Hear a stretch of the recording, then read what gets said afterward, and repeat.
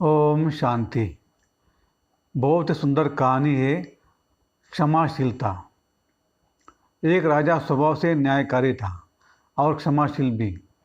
वो अपराधियों को दंड भी देता था, परंतु किसी की स्थिति और परिस्थिति को देखकर उसके दंड को हल्का भी कर देता या उसे क्षमा भी कर देता था।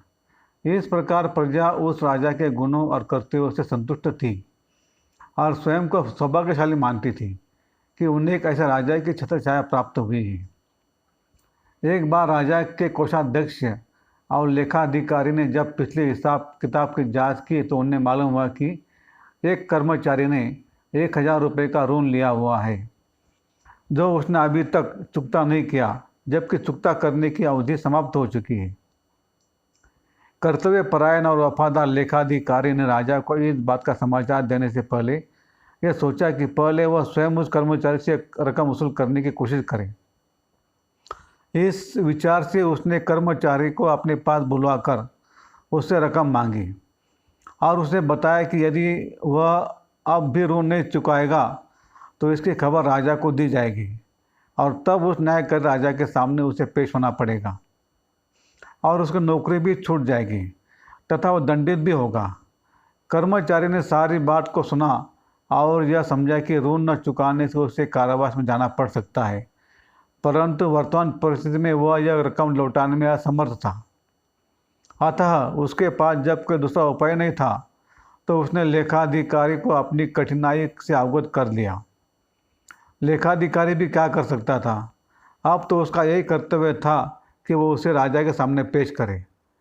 अतः निश्चित दिन और निश्चित समय पर उसे राजा के पास ले गया और उसने बाअदब राजा को सारी बात कह सुनाई। जब राजा से यह किस्सा कह रहा था तब वह कर्मचारी गर्दन नीचे झुकाए आके धरती पर गाड़े चुपचाप खड़ा रहा।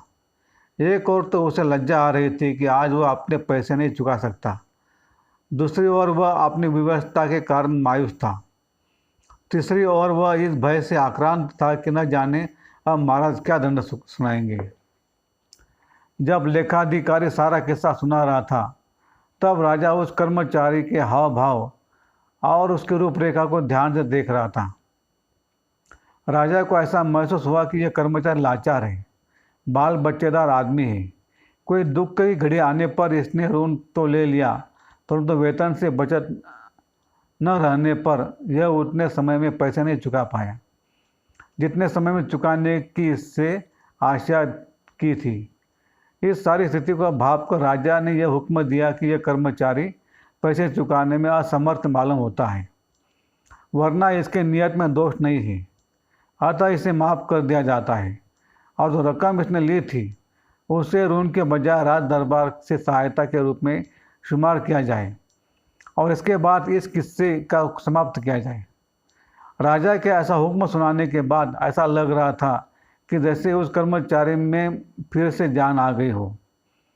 अब उसके चेहरे पर खुशी व शुक्रिया की रेखाएं उभर आई थी और उसने वहाँ से प्रस्थान किया। वहाँ से छूटने के बाद वो कर्मचारी सीधे ही एक ऐसे व्यक्ति के पास गया जिसने 100 रुपया उस कर्मचारी को उधार लिया था। उस व्यक्ति के पास पहुंचकर कर्मचारी ने उसे अपने आने का प्रयोजन बताया। उसने उस व्यक्ति को कहा कि वह उसका 100 रुपये वापस कर दे। उस व्यक्ति ने कहा कि उसकी पत्नी बीमार है और इस परिस्थिति में वो इसका ऋण चुकाने में असमर्थ है।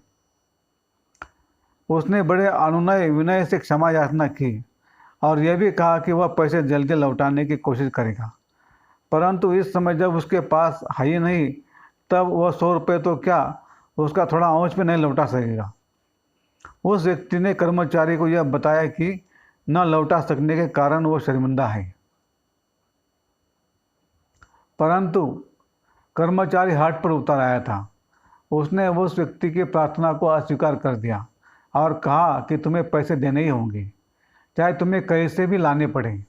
जब कर्मचारी ने देखा कि वह व्यक्ति पैसे नहीं देता और चुप होकर गर्दन झुकाए मायूस बैठा है, तो भी उसने उस व्यक्ति पर प्रहार किया ताकि वह डर कर कहीं से भी पैसों का इंतजाम करके उसे दे दे।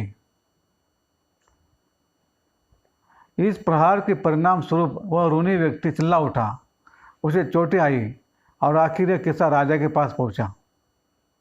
जब उस कर्मचारी को राजा के सामने पेश किया गया तब राजा ने उसे कहा कि मैंने तो तुम पर दया करके तुम्हारे 1000 रुपये माफ़ कर दिए थे।